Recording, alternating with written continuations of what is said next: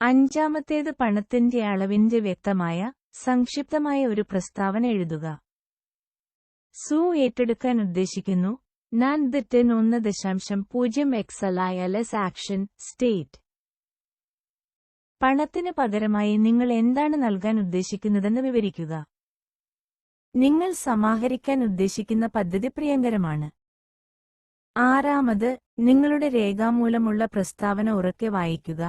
ദിവസേന 2 തവണ, രാത്രിയിൽ വിരമിക്കുന്നതിന് തൊട്ടുമുമ്പ്, ഒരു പ്രാവശ്യം രാവിലെ എഴുന്നേറ്റ ശേഷം, നിങ്ങൾ ഇതിനകം തന്നെ പണം കൈവശം വയ്ക്കുകയും നിങ്ങളുടെ കൈവശം വിശ്വസിക്കുകയും ചെയ്യുക. ഈ 6 ഘട്ടങ്ങളിൽ വിവരിച്ചിരിക്കുന്ന നിർദ്ദേശങ്ങൾ വളരെ പ്രധാനമാണ്. നിങ്ങൾ നിരീക്ഷിക്കുകയും 6ാം ഖണ്ഡികയിലെ ഇൻസ്ട്രക്ട്സ് സ്റ്റെപ്പ് പിന്തുടരുകയും ചെയ്യുന്ന റിസ പ്രത്യേകിച്ചും പിന്തുണയ്ക്കുന്നു.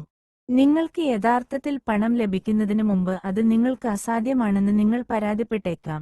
ഇവിടെ ജ്വലിക്കുന്ന ആഗ്രഹം നിങ്ങളുടെ സഹായത്തിന് വരും. നിങ്ങളുടെ ആഗ്രഹം ഒരു അഭിനിവേശമാണെന്ന് നിങ്ങൾ ആത്മാർത്ഥമായി ആഗ്രഹിക്കുന്നുവെങ്കിൽ, നിങ്ങൾ അത് നേടുമെന്ന് സ്വയം ബോധ്യപ്പെടുത്താൻ നിങ്ങൾക്ക് ബുദ്ധിമുട്ടുണ്ടാകില്ല. പണം ആഗ്രഹിക്കുക എന്നതാണ് ലക്ഷ്യം. നിങ്ങൾക്ക് അത് ലഭിക്കുമെന്ന് സ്വയം ബോധ്യപ്പെടുത്തുന്ന തരത്തിൽ അത് ലഭിക്കാൻ ദൃഢനിശ്ചയം ചെയ്യുക. പണബോധമുള്ളവർ മാത്രമേ വലിയ സമ്പത്ത് സമ്പാദിക്കുകയുള്ളൂ.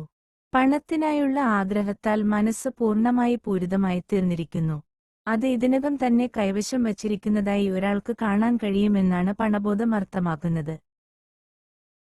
മനുഷ്യമനസ്സിന്റെ പ്രവർത്തന തത്വങ്ങളെക്കുറിച്ച് പഠിച്ചിട്ടില്ലാത്ത അജ്ഞാതർക്ക് ഈ നിർദ്ദേശങ്ങൾ അപ്രായോഗികമായി തോന്നിയേക്കാം.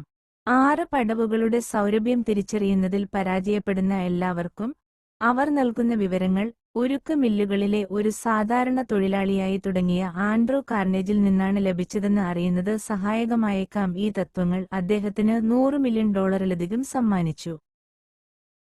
ഇവിടെ ശുപാർശ ചെയ്തിരിക്കുന്ന 6 ഘട്ടങ്ങൾ പരേതനായ തോമസ് എ എഡിസൺ സൂക്ഷ്മമായി പരിശോധിച്ചുവെന്ന് അറിയുന്നത് കൂടുതൽ സഹായകരമാകും. അദ്ദേഹം അവയിൽ തന്റെ അംഗീകാരമുദ്ര പതിപ്പിച്ചു.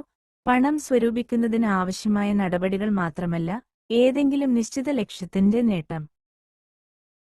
കഠിനാധ്വാനം ആവശ്യമില്ലെന്ന് നടപടികൾ ആവശ്യപ്പെടുന്നു. ത്യാഗമൊന്നും വേണ്ടെന്ന് അവർ വിളിക്കുന്നു. ഒരാൾ പരിഹാസ്യനാകാനോ വിശ്വാസയോഗ്യനാകാനോ അവർ ആവശ്യപ്പെടുന്നില്ല. അവ പ്രയോഗിക്കുന്നതിന് വലിയ വിദ്യാഭ്യാസം ആവശ്യമില്ല. എന്നാൽ ഈ 6 ഘട്ടങ്ങളുടെ വിജയകരമായ പ്രയോഗം ഒരാളെ കാണാനും